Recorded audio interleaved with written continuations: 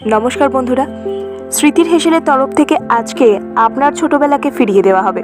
কিন্তু কিভাবে সম্ভব সেটা জানতে গেলে তো পুরো ভিডিও দেখতে হবে। প্রথমেই welcome back to our channel স্মৃতির হেসেল। শুরু করছি নতুন একটি পর্ব, আর এই পর্বে আপনি থাকছেন আমার সাথে শেষ পর্যন্ত। চলুন চটপট শুরু করে দিই আজকের আয়োজন।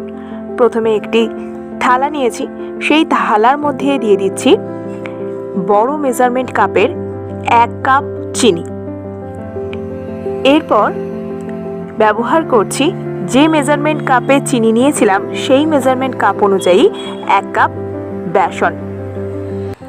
অর্থাৎ এই রান্নার ক্ষেত্রে চিনি এবং বেসন একদম সমান সমান মাপের নিতে হবে।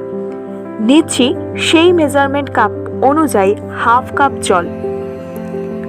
আর ব্যবহার করব গাওয়া ঘি, 3/4 কাপ গাওয়া ঘি ব্যবহার করতে হবে। প্রথমে ইন্ডাকশন অন করে কড়াই বসিয়ে দিয়ে তার মধ্যে দিয়ে দিলাম 3/4 কাপ গাওয়া ঘি এবং গাওয়া ঘি গরম করে নিতে হবে। চেষ্টা করবেন ইন্ডাকশনে রান্না না করে গ্যাস স্টোভ ইউজ করতে, যাতে 2-3টে বার্নার থাকে। একটি বার্নারের ওপরে গাওয়া ঘি গরম করতে দেবেন এবং যতক্ষণ না রান্নাটি শেষ হচ্ছে ততক্ষণ পর্যন্ত কিন্তু ঘি গরম থাকতে হবে, তাই বার্নার অনই রাখতে হবে। ভিডিও শ্যুটের সুবিধার্থের জন্য ঘি গরম হয়ে গেলে আমি অপর একটি পাত্রে ঢেলে নেব এবং গ্যাস স্টোভের ওপরে গরম ঘি বসিয়ে স্টিল যতক্ষণ না পর্যন্ত রান্নাটি কমপ্লিট হচ্ছে ততক্ষণ ঘি গরম করতে দেব এবং এই সময় টেম্পারেচার মিডিয়ামে রাখবো, যাতে ঘি একবারে জ্বলে না যায় বা পুড়ে না যায়। এরপর কড়াইয়ের মধ্যে দিয়ে দেব 1/2 কাপ জল। এরপর অ্যাড করব 1 কাপ চিনি। তারপর চিনির একটি চটচটে শিরা তৈরি করে নেব।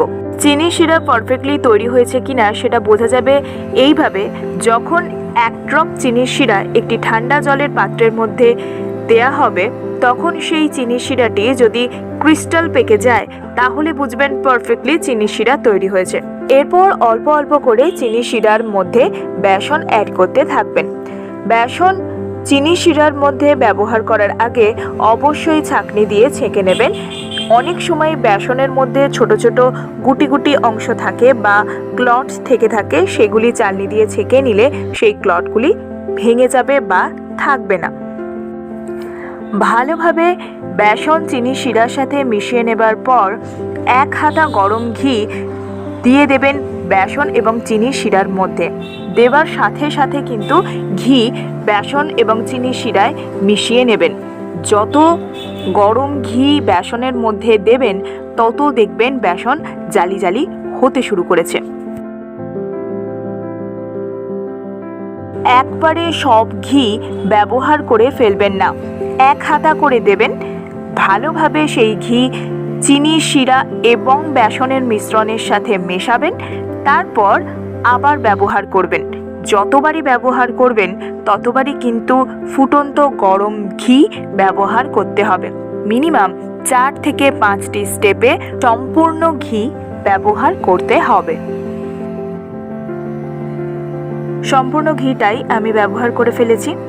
আপনি ভিডিও দেখলে বুঝতেই পাচ্ছেন যে মিশ্রণটি কতটা জাল জাল মতো তৈরি হয়েছে। যখন দেখবেন মিশ্রণটি কড়াই থেকে উঠে আসছে তখন বুঝবেন রান্না প্রায় সম্পূর্ণ হয়ে এসছে। দলাটি একটু শক্ত হয়ে গেলে বা মণ্ডটি একটু শক্ত হয়ে গেলে তারপরে ইন্ডাকশন বন্ধ করে দিতে হবে এবং দ্রুত অপর একটি পাত্রে ঢেলে নিতে হবে। মিশ্রণটি শক্ত হোক ততক্ষণ আপনারা যারা আমাদের চ্যানেলে নতুন ভিজিট করলেন প্লিজ আমাদের চ্যানেলটি সাবস্ক্রাইব করে দিয়ে এবং বেল আইকনটি অল করে প্রেস করে দিয়ে আমাদের সাথে থাকুন। বেল আইকনটি অল করে প্রেস করে দিলে পরবর্তী যে কোনো ভিডিও আপলোড হওয়ার সাথে সাথে আপনার কাছে পৌঁছে যাবে নোটিফিকেশন। কথা বলতে বলতে মন্ড একদম পারফেক্টলি রেডি হয়ে গেছে। এবার একটি কেক টিন আমি ব্যবহার করেছি এবং সেই কেক টিনটি আগে থেকে ভালো করে ঘি ব্রাশ করে নিয়েছি। এবার শক্ত হয়ে যাওয়া মণ্ড কেক টিনের মধ্যে ঢেলে দিচ্ছি এবং দ্রুত যতটা তাড়াতাড়ি সম্ভব ভালোভাবে স্প্রেড করে দিচ্ছি বা